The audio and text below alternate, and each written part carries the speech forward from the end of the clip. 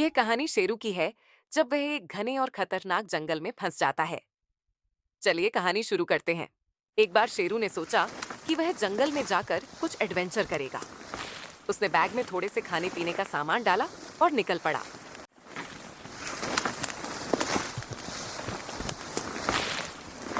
जंगल की ओर जाते हुए वह अपने मन में सोच रहा था, कितना मजा आएगा, शायद कुछ नई चीजें देखने को मिले। जंगल का रास्ता पहले तो आसान था, लेकिन धीरे धीरे पेड़ घने होने लगे। चारों तरफ सन्नाटा था, सिर्फ पंछियों की आवाजें सुनाई दे रही थीं। वह मन ही मन सोचने लगा कि अब मैं क्या करूं। उसने इधर उधर देखा, लेकिन कोई रास्ता नजर नहीं आ रहा था। वह डरकर आगे बढ़ता रहा। तभी अचानक उसके पीछे एक खूंखार चीता आ गया। चीता शेरू की तरफ बढ़ने लगा।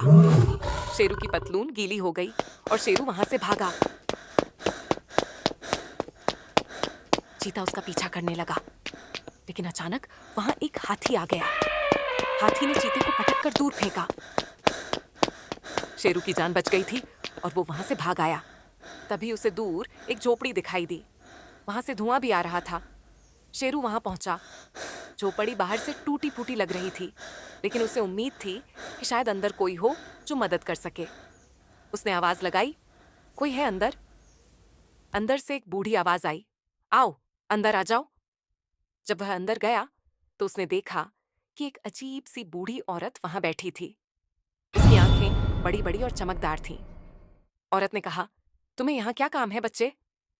शेरू ने डरते हुए बताया कि वह रास्ता भूल गया है। बूढ़ी औरत मुस्कुराई और बोली, कोई बात नहीं, मैं तुम्हारी मदद करूंगी, पहले थोड़ा खाना खा लो। लेकिन जैसे ही शेरू खाने की थाली की तरफ बढ़ा, उसे एक अजीब सी गंध आई। उसने तुरंत अपनी जेब से एक छोटा आईना निकाला, जिसे वह हमेशा अपने साथ रखता था, और उसमें देखा, औरत का असली चेहरा शीशे में दिख गया। वह कोई साधारण औरत नहीं थी, बल्कि एक भयानक चुड़ैल थी। शेरू डर गया था, मगर वह समझ गया कि अब उसे अपनी जान बचानी होगी। उसने बहाना बनाया, मुझे थोड़ा पानी पीने बाहर जाना है।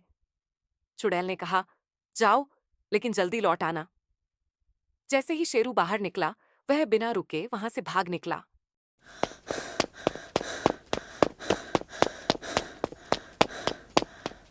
लेकिन जंगल इतना घना था कि वह भटकता ही जा रहा था, और पीछे से चुड़ैल की आवाजें आ रही थीं, तुम मुझसे बच नहीं सकते।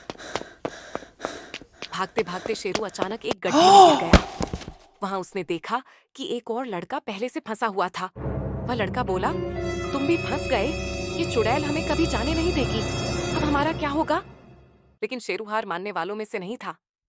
उसने अपने बैग से एक टॉर्च निकाली और देखा कि गड्ढे के एक कोने में एक छोटी सुरंग थी। दोनों लड़कों ने मिलकर उस सुरंग से बाहर निकलने की कोशिश की।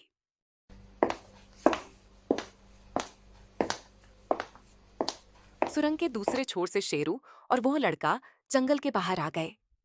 दोनों ने नदी पार की और अपने अपने घर की ओर भागे।